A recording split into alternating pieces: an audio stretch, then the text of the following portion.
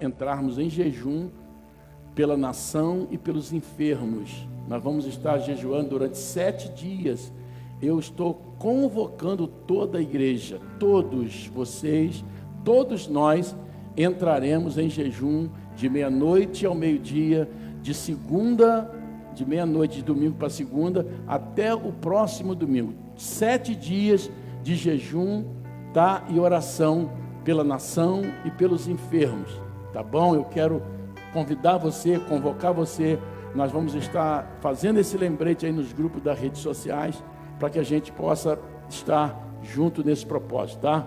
Pastor Daniel também, fica à vontade, tá? Se quiser jejuar com a gente. Uma vez que na segunda-feira, no dia 29, já fomos convocados para orar pela nossa nação. Então nós vamos estender durante 7 dias os nossos propósitos de jejum e oração para a glória de Deus. Que o Senhor te abençoe, tá? É um prazer muito grande receber você aqui, mais uma vez, em nome de Jesus. Fica à vontade. Pastor Daniel, gente.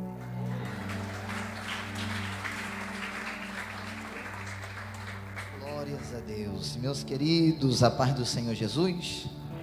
Que maravilha, hein? Muito bom estar de volta a esta casa.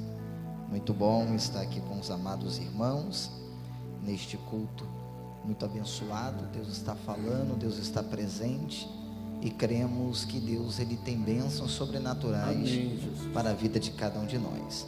E é bom pregar em dupla com o pastor Carlinhos, né? Que maravilha, né? Tá chique com esse microfone auricular, né?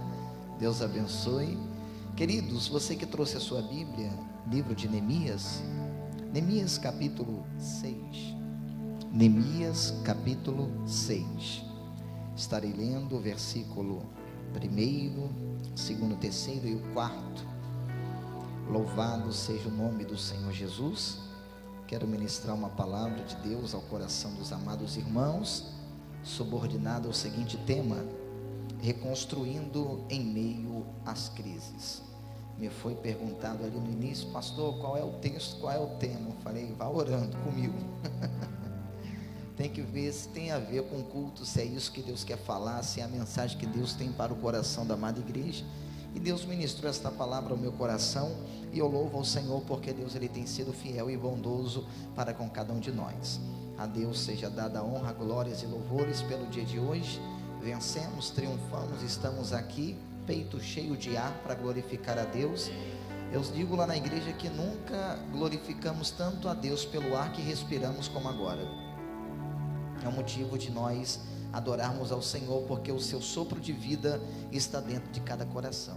Deus abençoe o pastor Carlinhos, pastora Adriana, que está aqui online assistindo, né? E dá aquela moral para a pastora, né, pastora? Um abraço, Deus te abençoe, em nome de Jesus Cristo. Quantos acharam Neemias capítulo 6, digam amém. Acompanhem comigo. Ouvindo Sambalate, Tobias, Gesem o árabe e o resto dos nossos inimigos, que eu tinha reedificado o muro e que nele já não havia brecha alguma, embora até esse tempo já não tinha posto as portas nos portais. Sambalate e Gesem mandaram dizer-me: vem encontra-nos numa das aldeias na planície de Ono. Porém, intentavam me fazer mal, de maneira que lhes enviei mensageiros com esta resposta: estou fazendo uma grande obra e não poderei descer. Por que cessaria a obra enquanto eu a deixasse e fosse ter convosco? 4 vezes me enviaram a mesma mensagem, e cada vez dei-lhes a mesma resposta. Queridos, eu ia falar, podeis assentar, por costume, mas esta é a palavra que Deus colocou em meu coração para esta noite. Reconstruir em meio às crises é uma mensagem que, além de Deus ter colocado em meu coração, eu vejo como uma mensagem muito pertinente para esses dias em que nós estamos vivendo. Nós estamos atravessando um período na nossa vida que a gente só ouvia falar à distância, acontecendo em outro país, ou em um determinado momento da história da humanidade. Eu imagino que ninguém aqui projetava, imaginava, cogitava viver uma realidade como a que estamos vivendo. Eu nunca imaginei ninguém estar de máscara na igreja. Eu nunca imaginei esse distanciamento. Eu nunca imaginei esse conjunto de regras, protocolos. Ninguém nunca imaginou. O mundo está em crise. E essa crise, ela vai caminhando por todas as esferas. Desde a crise sanitária, da saúde, no caso, desde a crise financeira, a crise espiritual. Tem muita gente que durante essa caminhada são pessoas inconstantes. São pessoas que já querem parar e aproveitam a crise para utilizá-la como desculpa para não caminhar, para não estar na presença de Deus. A crise está num âmbito generalizado. A questão é, o que fazer diante da crise? O que fazer quando tudo está caminhando para o caos? O que fazer quando o desespero toma conta? E é comum nós encontrarmos crentes, pessoas que se dizem crentes, e desculpe o termo, velho de igreja. Ah, pastor, meu Deus, pessoas que parecem que nunca ouviram falar de Jesus, pessoas que parecem que não conhecem o poder de Jesus. O que fazer no meio da crise? O que fazer diante da desesperança? O que fazer diante da circunstância diversa? Nós estamos diante da história de um homem chamado Neemias, que viveu um período de crise. A vida de Neemias, o contexto na história de Neemias, não se compara ao que nós estamos vivendo. E não estou dizendo que o nosso momento é pior do que o dele. Se nós atentarmos para a narrativa bíblica, nós vamos encontrar Neemias atravessando um período de angústia, um período de sofrimento, um período de destruição. Quando nós olhamos para a Bíblia Sagrada, nós vamos perceber que a crise é um símbolo do peso da mão de Deus. Nós aprendemos que a crise é um momento onde Deus permite que o inimigo até avance, para que o povo clame e ele venha. É um momento onde Deus permite que a circunstância se torne adversa, para que o homem lembre que há um Criador nos céus que tem poder sobre todas as coisas. Eu costumo dizer, e é uma grande realidade, muito obrigado, pastor Júnior, eu costumo dizer que na hora da crise a gente ora mais, a gente canta com mais veemência, a nossa adoração ela sobe com muito mais velocidade, nós sentimos Deus perto, nós nos tornamos muito sensíveis.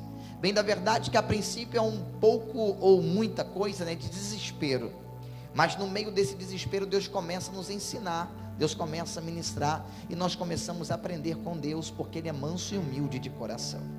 A vida de Neemias é uma representação de como Deus trabalha no meio da crise. É uma grande revelação, é uma grande mensagem, onde Deus está nos dizendo que a crise pode até vir, o mundo diz, é caos, mas o nosso Deus, Ele é tão lindo, Ele é tão soberano, Ele é tão tremendo e poderoso, que Ele prepara um caminho até no meio da tormenta. Quando Deus Ele quer fazer algo, quando Deus Ele quer trabalhar, quando Deus Ele quer operar, quando Deus Ele quer glorificar o nome dEle, Ele permite até Faraó avançar, mas o mar ele vai ter que se abrir. Ele permite que o mar se torne turbulento, mas ele vem caminhando sobre as águas. Ele permite até que o luto bata lá em Naim, na casa da viúva, mas ele vem para mudar o contexto. Pastor, o que é isso? É o Deus que trabalha no meio da crise, é o Deus que trabalha, cuja própria palavra nos afirma, por aqueles que nele esperam, e nós esperamos em Deus, nós confiamos em Deus, o nosso ancorador é Deus. Alguns amigos meus que são ateus, alguns amigos que dizem que não creem em Deus, mas na hora da crise, eles começam a buscar um ancoradouro. Sem Deus o homem não sobrevive, sem Deus o homem se suicida, sem Deus o homem dá o cabo da sua vida, porque ele não vê nenhuma esperança. Mas nós que servimos a Deus, olhamos a crise, mas a fé nos faz entender que amanhã vai ser tudo diferente. Amanhã Jesus está chegando, amanhã Jesus está mudando, amanhã a porta está se abrindo, amanhã a enfermidade está saindo, amanhã Deus está reconciliando. É o crente que vive pela fé e não por vista. Foi cantado aqui, o crente vive pela fé, e se ele recuar como justo, o Senhor não tem prazer em sua alma. A história de Neemias é a história de alguém que perseverou quando ninguém estava perseverando. Porém, Deus usou Neemias, um homem, para atrair muitos. Deus precisa de apenas um homem com fé, para gerar fé no coração de pessoas que já perderam a fé, pessoas que estão desmotivadas na fé, pessoas que estão olhando para o meio. Claro, se nós olharmos para o meio, a gente para. Se a gente olhar para A, B e C, a gente para. Queridos, eu nunca vi, pastor Carlinhos, uma época onde Deus levou tantos pastores presidentes, tantos colegas. Eu estava até comentando com a minha esposa e com um grupo de amigos, um casal de amigos. Falei, meu Deus, se eu vou voltar para São Paulo agora, eu vou ter que começar do zero. Deus levou. E aí, o que fazer? A obra para? A obra não para, a obra prossegue. Meu Deus, quantos estão indo? Mas o grupo de risco, hoje não tem grupo de risco, hoje está tudo englobado. Nós estamos vivendo um momento, se a gente for olhar para isso, a gente não sai de casa, igual você deve conhecer alguém, a gente não fala com ninguém, a gente não liga a televisão. Se alguém ligar, o pessoal acha que o vírus vai passar até pelo telefone. Tem gente que está sinceramente traumatizado. Isso é o que? Falta de fé. Nós não vamos, ser desenfreados, colocar confiança toda em Deus e desrespeitar protocolos estabelecidos pelas nossas autoridades. Não estou dizendo isso, mas se a gente não confiar em Deus, a gente não sobrevive. O Senhor diz, através de um salmo muito conhecido, o Salmo 23, ainda que eu andasse pelo vale da sombra da morte, tu estarás comigo. Deus está dizendo, o problema não é o vale, o problema é estar sozinho no vale. Você pode até passar no vale, mas se Jesus está do lado, a tua vara e o teu cajado são consolos para a tua vida. Isaías capítulo 53, não temas, porque eu sou contigo. Está ali escrito, claro, para as nossas vidas. Aliás, 41:10, Isaías 43, quando passares pelas águas, estou contigo, pelos rios, não te submergirão, pelo fogo, não te queimará, nem a chama arderá em ti. Deus está dizendo, ninguém está isento da crise, mas sozinho na crise ninguém está. Quem serve a Deus está bem acompanhado no meio da adversidade. Tem gente que vai olhar e vai dizer, ele era para estar morto, mas está vivo, era para ter caído, mas está de pé, era para ter parado, mas está prosseguindo, porque Jesus chegou na minha história, Jesus entrou na minha causa, e Ele está comigo. Bendito seja o nome do Senhor. A crise que Neemias vivia era uma crise muito complexa. Quando nós observamos a história de Israel, nós temos que caminhar um pouquinho por aquilo que Deus construiu. O primeiro rei de Israel foi um homem chamado Saul, um homem escolhido pelo povo, mas houve uma bênção de Deus, porém ele seguiu um caminho totalmente fora do padrão que Deus havia estabelecido. Mesmo assim, Saul reinou 40 anos e Deus coloca Davi, o segundo rei de Israel, no topo, no trono, e Davi acaba reinando. Davi, ele reina durante 40 anos e leva Israel ao período áureo da sua história, ou seja, Israel vive o período brilhante. Eu já citei isso aqui. Davi foi um homem ainda tão respeitado em Israel, que a bandeira de Israel tem no centro a estrela de Davi. Davi, Jerusalém é chamada de cidade de Davi, a cidade santa, a cidade sagrada. Davi foi um homem chamado para um propósito muito estabelecido, um amigo de Deus. Davi morre, seu filho Salomão assume o reinado e reina também durante 40 anos. Saul, Davi e Salomão, 40 anos, 120 anos de reino unificado. Quando Salomão morre, seu filho Roboão assume e não consegue manter a ordem, o reino é dividido. E ali nós temos duas nações, reino do norte, 10 tribos seguindo a Jeroboão, e reino do sul, 2 tribos seguindo a Roboão. Ao longo de toda a história bíblica, nós vamos observar que o reino do norte teve 18 reis, 19 reis, 19 reis ruins, homens maus, homens terríveis, homens de um coração totalmente fora do padrão que Deus havia estabelecido, até que no ano 722, eles são levados pela Síria e jamais voltam, a história morre ali. O reino do sul, o reino de Judá, cuja capital era Jerusalém, e em Jerusalém havia o templo do Senhor, a casa de Deus. Ali houveram 20 reis que reinaram no reino do sul. Acompanhem comigo, por favor. Porém, esse reino do sul era um reino que oscilava muito na fé. Um dia estava no auge, outro dia estava lá embaixo. Josias era rei, todo mundo era crente. Josias saía, todo mundo se desviava. Era um povo instável. E Deus, ele até foi alertando.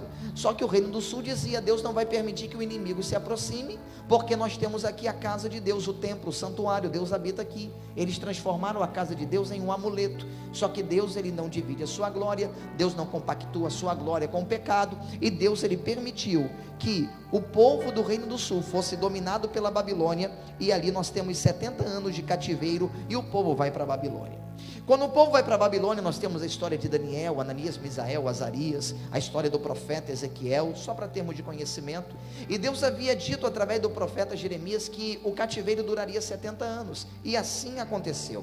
70 anos de cativeiro. O profeta Daniel viveu do começo ao final do cativeiro. Quando nós observamos a história de Daniel na cova dos leões, acredita-se que Daniel tinha 85, 86 anos quando foi lançado na cova. Já era um ancião, mas era um homem de intimidade com Deus, era um homem de profundidade com Deus. Daniel, um certo momento, quando os utensílios do templo são profanados, Daniel, ele é chamado, porque a mão de Deus desce, e escreve na parede Mene, Mene, Tekel, Parsim.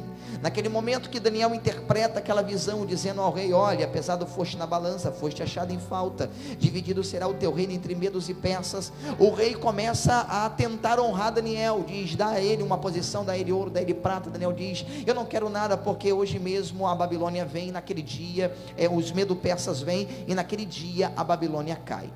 Quando a Babilônia cai, nós temos uma outra parte da história, o Império Medo-Persa. Naquele momento, o Império Medo-Persa, eles liberam os judeus, cumprindo as palavras do profeta Jeremias, no capítulo 29, no versículo 10 do seu livro. Eles são liberados a voltar para a sua terra. Aqui entramos na história de Neemias. Neemias, quando nós observamos a narrativa bíblica, nós vamos perceber desde o versículo de número 1, quando nós observamos tanto o livro de Esdras como Neemias, na Bíblia judaica é o mesmo livro, porque contém a mesma história. Nós temos aqui Neemias exercendo no reinado do rei Artaxerxes um posto muito elevado. Ele era copeiro. O que é copeiro? É aquele que pegava a uva, espremia no copo do rei, e o rei bebia o vinho produzido ali, o suco produzido ali. Era alguém de intimidade. Se ele fosse alguém malicioso, alguém de não confiança, ele poderia muito bem envenenar o rei, ou seja, ele poderia acabar com o reinado de Artaxerxes. Mas ele era alguém fiel. Só que ele era judeu, ele tinha história. O nome Neemias significa consolo divino, consolo de Deus. E como copeiro, além de ser alguém de confiança para espremer, era alguém a quem o rei confidenciava. Era uma pessoa que o rei, ele buscava conselhos. Mesmo sendo de outra terra, era alguém de uma mente, muito elevada, porque existe um diferencial. Todo aquele que é fiel a Deus, e Artaxerxes olhava isso em Neemias, ele dizia: se esse camarada é fiel ao Deus dele, ele é fiel a mim. Se você é crente, se você ama a Deus, qual é o primeiro mandamento? Amar a Deus acima de todas as coisas, com toda a tua alma, todas as tuas forças, com todo o teu entendimento, Deus acima de tudo. Quem ama a Deus, ama o próximo. Quem ama a Deus, ama o patrão. Quem ama a Deus, patrão é uma bênção, né? Mas ele está orando, ele não apronta, ele não gera prejuízos, ele não se vinga do fulano que falou dele, Beltrano, daquela irmã que só o sangue do cordeiro, não. Ele é crente porque ele ama a Deus. Quem ama a Deus tem como consequência refletir isso na vida do seu próximo. Aqui está Neemias, seguindo este padrão, em uma terra estranha, longe de sua família, longe de culto, longe da adoração, longe de tudo. Mesmo assim ele é fiel a Deus, os olhos dele estão focados em Deus. Chega um dia em que um dos seus irmãos Ananias se aproxima, vindo de Jerusalém, e Neemias com toda alegria pergunta: como está a nossa cidade? A notícia que vem não é uma notícia boa. Ele diz: a cidade está toda destruída, não tem os muros, as muralhas, cheio de brechas, buracos, pedras deslocadas, soldados entravam e saíam durante a invasão, os portais, lembra aquela, queimados, todos queimados, a cidade está em caos, a cidade está em ruínas, tem um grupinho, mas está em ruínas, não tem chance. Lembra daquele esplendor? Não existe mais. Lembra daquela glória? Já não existe mais, a cidade morreu. Quando ele ouve aquela mensagem, ele tem um impacto, a crise veio, e ele automaticamente fica triste. Ah, pastor, mas o crente está triste, o crente está nervoso, o crente está indignado. A Bíblia dá habilitação para nos irar. Quem não fica irado? Tem coisa que a gente vê que a gente fica irado. Na liderança, então, você vê cada coisa. O obreiro que não segue um padrão, que não segue uma regra, a gente fica irado. Você vê uma injustiça, você fica irado. Só que a gente ira, mas não peca. A ordem é poder irar, mas não pecar. É a ordem que Deus estabeleceu: irai, mas não pecai. Ok, vamos para a Bíblia. Quando ele ouve aquela notícia, ele fica triste, ele está angustiado, mas ele está cumprindo o seu ofício, ele não está parado. O rei precisa, e lá vai, no mesmo horário, e ele vai e cumpre o seu ofício. Só que o rei conhece Neemias, ele olha para Neemias e pergunta: por que o teu semblante está descaído? E ele responde: como que eu poderei estar alegre se a cidade dos meus pais, onde está o sepulcro dos meus pais, está destruída? Cidade destruída, portais queimados a fogo, a cidade está literalmente arrasada, a minha história morreu. O rei olha para ele e pergunta: o que você quer? Meu sonho? Se eu pudesse, eu voltaria. Eu estou sozinho, mas eu voltaria, e eu começaria, nem que seja sozinho, a reconstruir a história, a resgatar a história, a fazer o que ninguém está fazendo. O rei gostava tanto dele que disse: rapaz, você quer mesmo? Quero. Eu vou te dar cartas, eu vou te dar recursos, você levará homens, e você vai lá e reconstrua a tua história, reconstrua o teu passado, traga de volta o esplendor daquela cidade. E ele talvez não imaginava, mas a fidelidade dele a Deus fez com que ele alcançasse o agrado dos homens. A nossa fidelidade a Deus faz com que pessoas que não servem a Deus sejam instrumentos para nos abençoar. Receba essa palavra. Deus trabalha das formas mais improváveis possíveis. Deus vai usar pessoas que você menos imagina, que vai te dar recurso, que vai te dar liberação, que vai dizer vai, porque tudo vai dar certo. Tem crente que não vai acreditar, mas Deus vai usar o ímpio que vai acreditar. Pela tua fé, Deus vai usar quem não crê para passar a crer e ver o que Deus vai fazer através da tua fidelidade. Louvado seja o nome do Senhor. O texto diz que ele vai à noite, e quando ele chega ele sonda e ele vê a realidade. Neemias vai, quando ele vê coração ardente, realmente a crise era grande, o caos era grande. A maioria que estava com ele provavelmente olhou e disse assim: Neemias, o negócio está brabo aqui, hein? Só a gente que vai dar não, hein? Muito difícil. Só que o diferencial estava no coração de quem tem fé. Quem tem fé não olha como a maioria vê. Quem tem fé não enxerga pelo caminho da lógica, ele enxerga pelo caminho da fé. A lógica diz não dá, mas a fé diz já deu. A lógica diz acabou, mas Deus diz está recomeçando. A lógica diz é terra seca, mas Deus está dizendo já está brotando. Pela tua fé, lança logo essa semente, rapaz. Se a gente ouvir a maioria, a gente para. Mas se a gente olhar para o alto, diz a palavra, quando essas coisas começarem a acontecer, olhar para cima, nosso alvo é Jesus. Paulo diz, olhando firmemente para Cristo, o autor e consumador da nossa fé, olhar para Jesus. Quem olha para Jesus não perde tempo com lorota.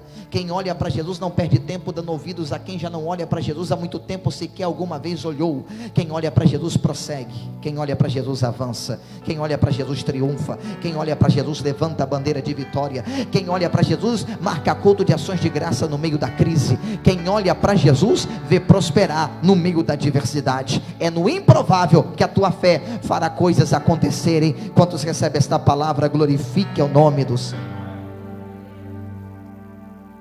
Primeira lição que eu aprendo com Neemias. Neemias era um camarada inconformado com a crise. Guarde isso. Neemias era inconformado com a crise. Pastor, por que você está salientando isso? Porque tem um monte de crente que está dizendo assim: pastor, não adianta orar, é cumprimento da palavra. Pastor, não adianta ir buscar, é cumprimento da palavra. A Bíblia diz que muitos vão se desviar, então deixa ele ir. Tem gente que é inconformado. Tem gente que é conformado, aliás. Tem gente que olha e diz, é o curso natural e não precisa fazer nada. É um preguiçoso. É um camarada que quer viver um evangelho de redinha, balançando, com sombra e uma aguinha de coco ao lado. Ele não quer ter esforço de nada. Todo aquele que serve a Deus com sinceridade, ele olha a crise e ele reage no meio da crise. Só que a reação dele não é ficar como muita gente, poxa, né, que tristeza, olha, pô, fulano. Ele faz alguma coisa para mudar o contexto. Todo aquele que quer ver Deus fazer algo na sua vida, todo aquele que quer reconstruir no meio da crise, ele precisa ser inconformado com a crise. Nós não podemos, é inadmissível para o crente se conformar com o caos, porque o nosso Deus não ama o caos, o nosso Deus não compactua com o caos. O nosso Deus olhou para a terra e estava em caos, sem forma e vazia. Ele disse, eu preciso fazer uma coisa, haja luz e houve luz. E Deus começou a criar todas as coisas. Deus, ele gosta das coisas no devido lugar. Deus, ele fez as coisas para estarem no curso da sua própria história. Então Deus está dizendo, não podemos nos conformar com o caos, precisamos fazer alguma coisa. Pastor, o que eu tenho que fazer? Eu tenho que arregaçar as mangas e trabalhar. Eu tenho que dobrar os meus joelhos e orar. Eu tenho que preparar os meus pés e levar o evangelho. Eu tenho que levar uma esperança para quem precisa. Está no caos. Você já ouviu falar de Jesus? Eu preciso procurar um psicólogo. Eu não estou conseguindo ficar enfurnado dentro de casa. Eu estou pirando. Tem gente que está assim. Chega para ele e leva Jesus. Não deixa o caos dominar a vida dele. É nesse momento que o diabo está se apropriando da mente de muita gente. É nesse momento que o inimigo está semeando pensamentos terríveis. Mas a igreja, ela veio levar o evangelho. Deus deu a ela esse poder. Paulo diz: eu não me envergonho do evangelho. Pastor, o que é evangelho? É boas novas, notícias boas. Sabe o que Deus está dizendo? O mundo tem notícias mais. Você liga a televisão, principalmente o G1, é desgraça, desgraça, desgraça e desgraça. Mas prega a palavra e diz: tem vida, tem abundância, tem esperança, tem salvação, tem vida eterna. Jesus veio para mudar a história. Não importa a turbulência, Jesus caminha por sobre as águas e ele dá uma ordem: mar, acalma-te, vento, aquieta-te. Jesus está dizendo que é um período de bonança chegando, mas a igreja precisa reagir no meio desta adversidade. Quer ver milagre? Não existe reforma isolada. Quer ver milagres? Quer ver Deus fazer? Convoque quem tem a mesma visão para caminhar contigo. Porque tem gente que está se lastimando e convida outro que está se lastimando também para virar uma orquestra de lastimação. Não sei nem se essa palavra existe, mas vocês entenderam o recado. E ficam igual um monte de carpideira. Ai meu Deus, é o fim. Reaja. Pastor, mas a maioria tinha um no meio de milhões. Quem? Moisés, clamando. A maioria: Moisés, vou morrer, Moisés. Sim, estenda a mão. Olha para Jesus, que você não vai perder tempo com quem está desesperado. Mas a atitude de um no meio da crise vai fazer com que todos vejam Jesus brilhar através da tua história. Você não tem ideia de como Deus quer honrar a tua fé. Para Ele honrar a tua fé, você tem que colocar esta fé em ação. Neemias olha a crise e ele se posiciona. E o posicionamento dele chama outros a se posicionarem também. Quer ver Deus agir? Quer ver Deus trabalhar? Tem até uma criança recebendo ali, irmãos. Quer ver Deus trabalhar? Quer ver Deus agir? Se posicione. Não critique quem não está fazendo. Faça. O teu exemplo vai estimular outros a orarem também, a buscarem também, a clamarem também. Deus está dizendo: Neemias, se posiciona. Porque quando você se posicionar, você vai ter moral para chamar outros para se posicionarem também. E Neemias, ele vai. E o texto diz que ele convoca: vinde e reedifiquemos. Ele não manda, ele faz. Ele não manda, ele coloca a mão na massa.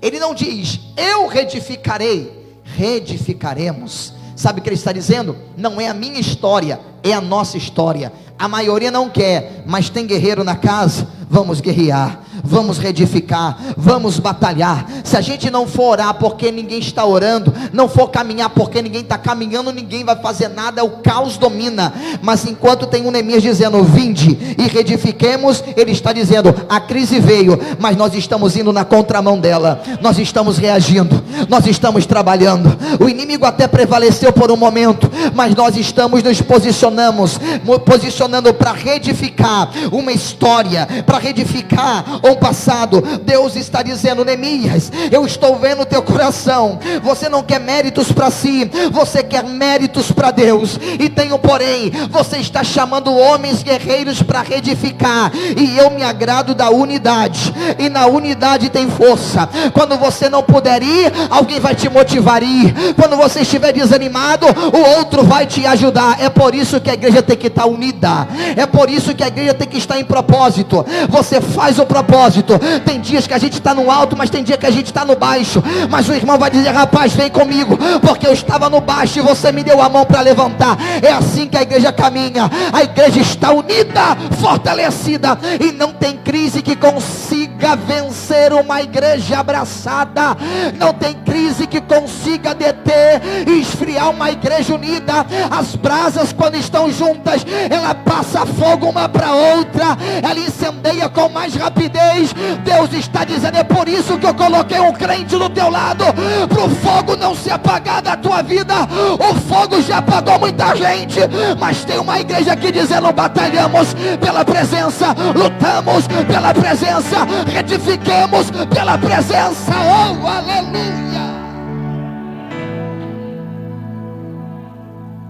A unidade vence o desencorajamento.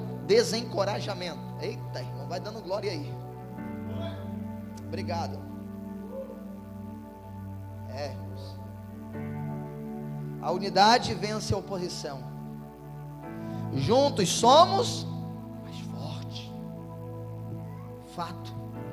Receba essa mensagem, ela está prestando muita atenção. Estou até assustado que ela está me olhando muito, irmãos. Meu Deus, é um sinal. A unidade é fenomenal. Ninguém vence sozinho no que se refere à igreja. Tem sempre um crente que vai atrair outro crente, e todos nós somos crentes, e a gente vai.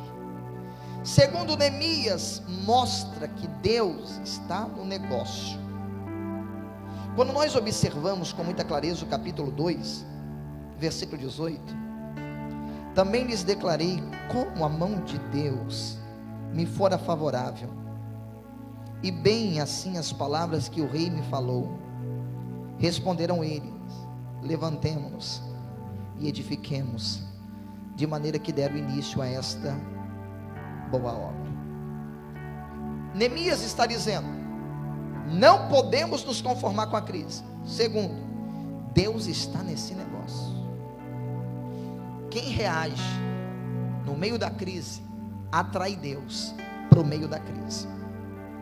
Só que Deus não vem para o meio da crise para incrementar a crise. Ele vem para tirar a crise, para te honrar no meio da crise, para caminhar contigo no meio da crise. Nunca podemos perder a certeza da ajuda do céu. Deus está conosco, Deus está comigo. E se Deus está comigo, não temo que me possa fazer o homem. Quem nunca ouviu uma frase ou alguém que Deus usou uma palavra profética para a sua vida? Deus não falou muita coisa, não, só disse: eu estou contigo. Como flecha entrou no seu coração. De fraco você saiu forte. Você ergueu a sua cabeça e saiu vitorioso para vencer as batalhas do Senhor. Por que Deus está conosco no meio dessa crise quando eu começo a reagir? Porque Deus, Ele é o mais interessado. Não tem ninguém mais interessado na restauração do seu povo do que Deus. Deus, Ele está se agradando porque ninguém está mais interessado em ver a restauração do seu povo do que Deus. Então Deus, Ele só quer uma ação do homem para que ele possa reagir. Há uma sequência, Jesus mesmo deixou: eis, pedi e eu darei, bate daí, eu abro daqui. Deus, Ele quer o que? Atitude. Procura daí, eu acendo uma luz e você vai encontrar colar. Deus, Ele quer uma ação humana para a reação dele descer ao nosso encontro. Deus, Ele está dizendo: eu estou nesse negócio. E uma prova de que Deus está nesse negócio é que Ele está te encorajando a avançar quando ninguém quer avançar. É que você está persistindo quando a maioria não está persistindo. É que você está olhando e você até diz: Senhor, eu já estou tantos dias nesse propósito, Senhor, eu não estou nem me reconhecendo. Não se ache não, é Deus te encorajando, é Deus te fortalecendo, é Deus te dando graça, é Deus dizendo: eu estou nesse negócio. A ajuda do céu está descendo, a provisão do céu está descendo. Eu estou do céu enviando recurso para a terra, para honrar um crente, um crente, um crente, um crente. Ezequiel capítulo 22: eu procurei um homem na brecha entre mim e este povo e não achei, mas eu sei que se Deus olhar para esta igreja hoje, Ele encontrou você, com mãos erguidas, dizendo: Senhor, restaura a saúde, restaura a fé, salva, cura, liberta, batiza, revela, renova. Tem alguém dizendo: Deus, avive esta nação, traga esperança, meu Pai.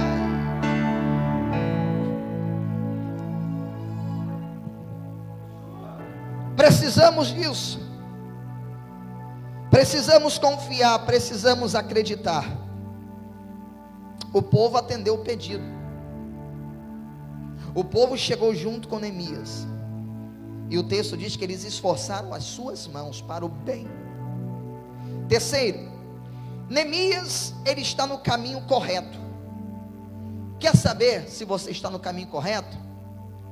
Olhe para a oposição. O crente que diz, eu nunca passei por luta, não estou passando por luta, não é crente. Costumo dizer que o crente, quando não passa por luta, arruma uma. O crente ama a prova. Disfarça não. Tu ama a prova, tu se meteu naquela confusão que não era tua.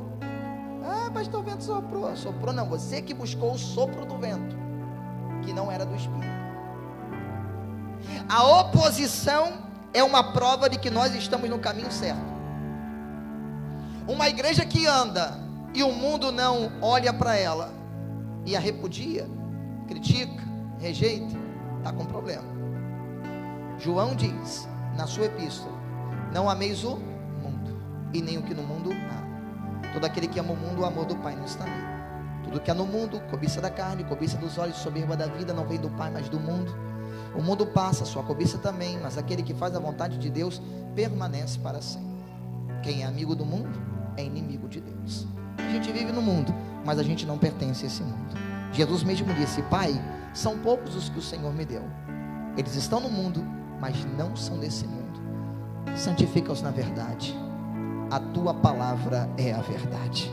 E nesta noite eu libero a palavra de cura, a palavra de vida, a palavra de fé, a palavra de restauração, a palavra de transformação, a palavra que tem o poder de fazer o que o homem não pode fazer, a palavra que vai na essência, lá dentro, na divisa de alma e espírito, juntas e medulas, a palavra que faz a chama, chamada fé, reacender no teu coração, a palavra que você está sentindo Deus dizendo: eu estou contigo, filho meu, como foi cantado aqui, eu estou contigo. Se eu estou contigo, confia, acredita, vai dar tudo certo.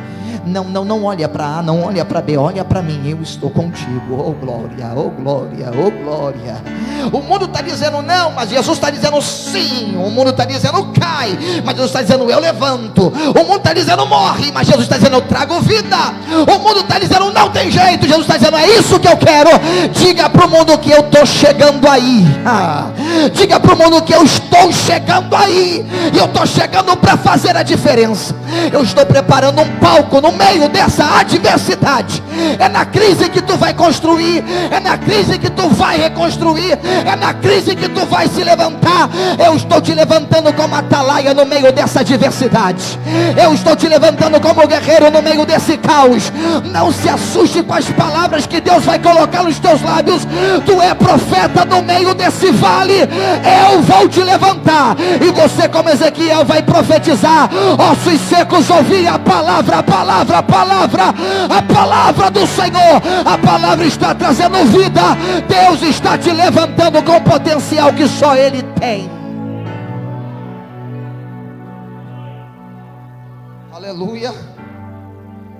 Oh glória. A oposição é sinal de que Deus está no negócio. Pastor, que negócio estranho é esse? Quer ver a oposição? Senhor, esta semana eu vou jejuar. Meu irmão, aparece bolo de chocolate. Aquele irmão te chama para um churrasco. Faz jejum, pastor Carlinhos. Vão chamar o senhor para comer aquela lula. Deus está falando aqui, irmão. Vai aparecer um negócio aí, Robinho, diferente.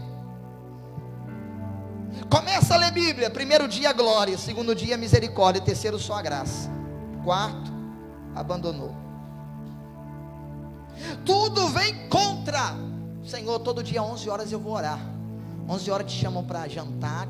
Não, a oposição sempre vem. Deus está no negócio.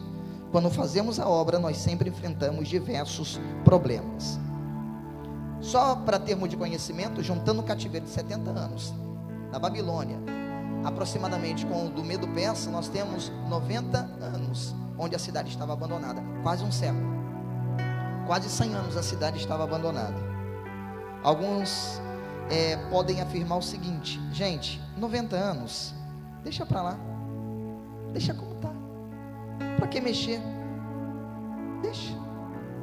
Tem sempre alguém que vai dizer: quem trabalha em obra aqui? Levanta a mão. Alguém que entenda de obra? Obrigado, varão, pela moral aí. Ô, glória, mais um ali. O que é melhor? Construir um terreno virgem ou reconstruir? Não, reconstruir dá trabalho. Reconstruir tem que tirar alicerces antigos, tem que mexer com coisa do passado, lembranças do passado. Só que se tiver que reconstruir, a gente vai ter que reconstruir, mas a obra parada não vai ficar. Parada não pode ficar. Deus não quer, não quer, não quer. Então tem gente que vai dizer: não precisa mexer, deixa como está, mas está morto. Porque reconstruir implica em revirar pedras, dá trabalho, levanta muita poeira. Revirar pedras vai trazer muita lembrança à memória. Deixa isso para lá, rapaz. Quem tem alvo, quem tem foco, está na crise. Ele vai dar uma faxina na casa, mas ele vai deixar limpinho. Já viu, irmã, quando você vai dar uma faxina na casa, no guarda-roupa? Guarda-roupa é um mistério. Guarda-roupa tem tudo. Tem guarda-roupa que tu entra e sai em Nárnia. Aí você vai dar uma faxina no guarda-roupa, aí tem aquela caixinha de sapato dos segredos. Você olha e fala: meu Deus, essa carta do meu ex. O que você está fazendo aqui, Jesus? Que livramento, queima, até queima.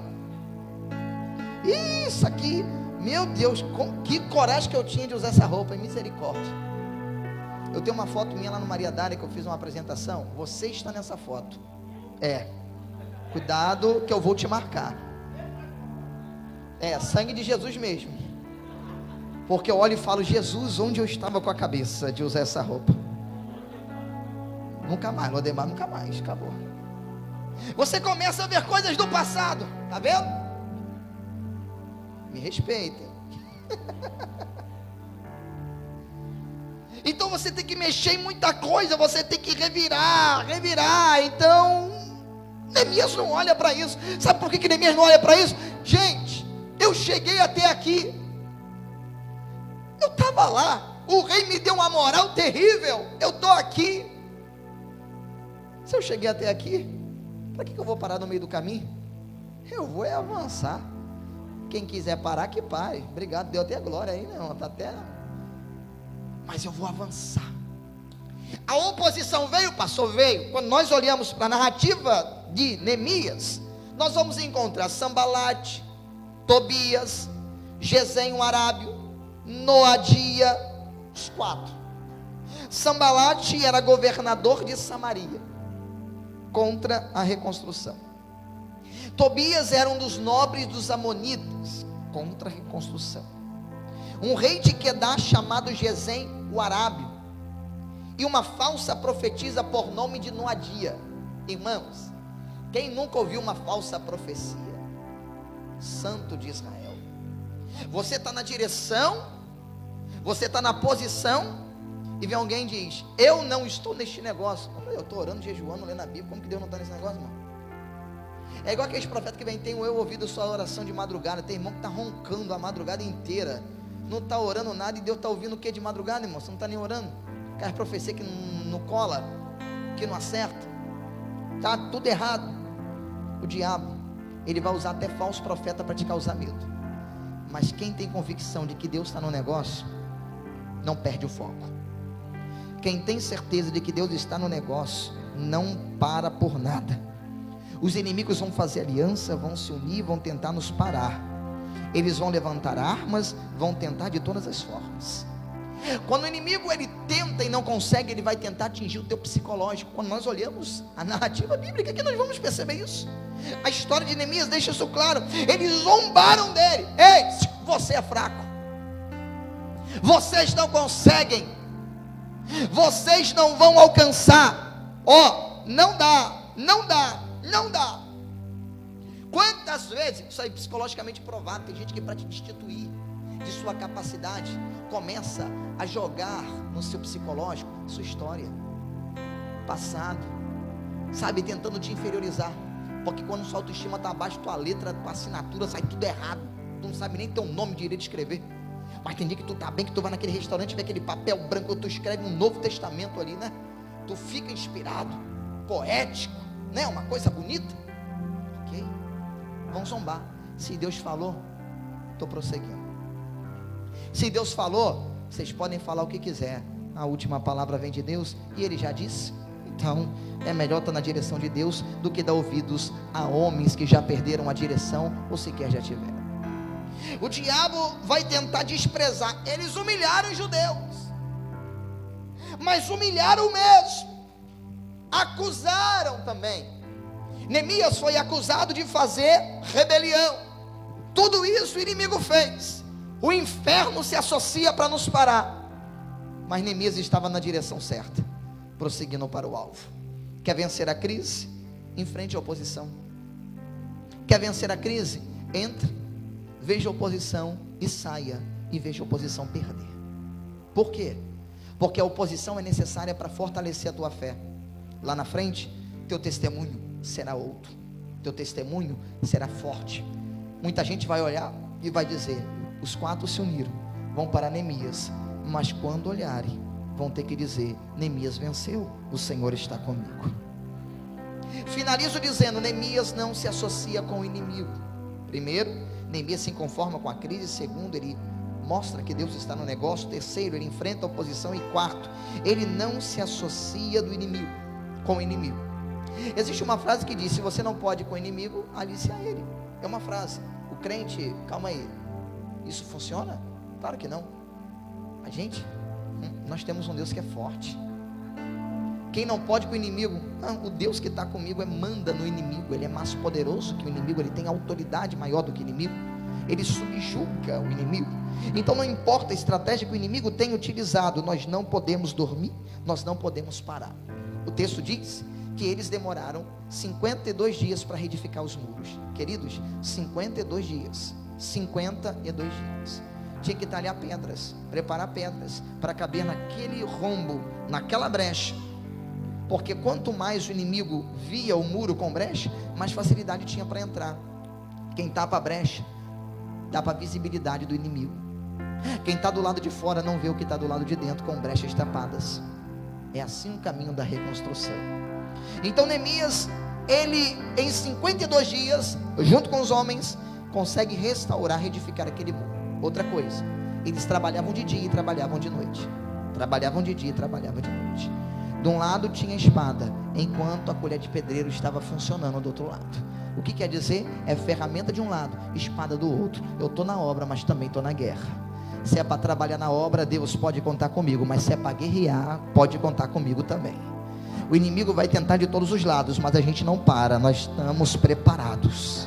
Pastor, mas ninguém dormia. O do turno da manhã dormiu, da noite trabalhava, e vice-versa, fazia-se esse contraturno, a coisa funcionava. Pastor, mas por que não se trabalhava de dia? Porque se dormir de noite, o inimigo vem e semeia o joio. Tem que estar ligado, tem que estar em vigilância, tem que estar preparado.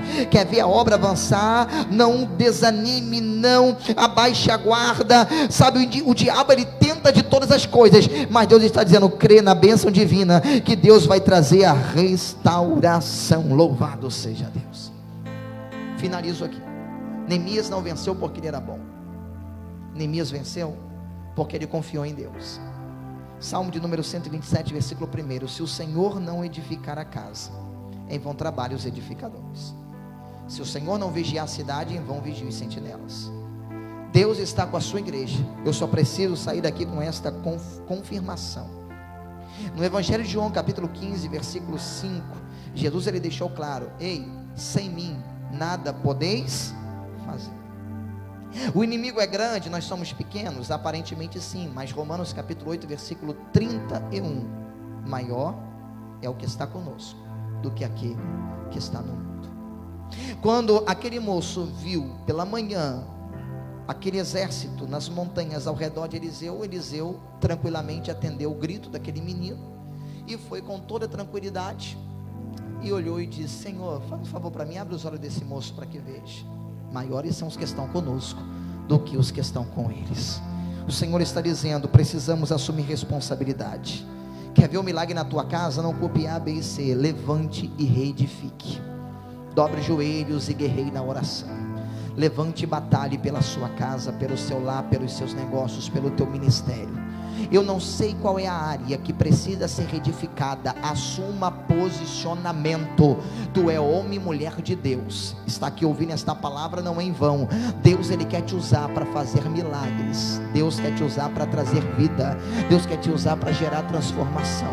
A culpa não é do pastor, não é do dirigente do departamento, da célula, disso, daquilo. A culpa é sua que não se posiciona. Tem uma gama de gente, pastor Carlinhos, o senhor conhece muito bem, que só pede oração e o abençoado não ora nem por ele mesmo. Assuma a responsabilidade. É tempo de sair daqui e se posicionar. Nós estamos em guerra, mas o Senhor está conosco. O inimigo está se levantando, mas o Senhor está conosco. O diabo está tentando de tudo, mas o Senhor está conosco. Salmo 46, há um refrão, 2 vezes aparece a frase dizendo: o Senhor dos exércitos está conosco. O Deus de Jacó é o nosso refúgio.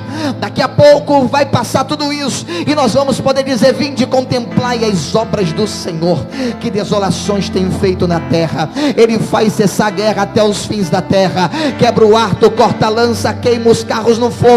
E Ele diz para nós e para você que está ouvindo esta palavra: aquietai e sabei que eu sou Deus. Serei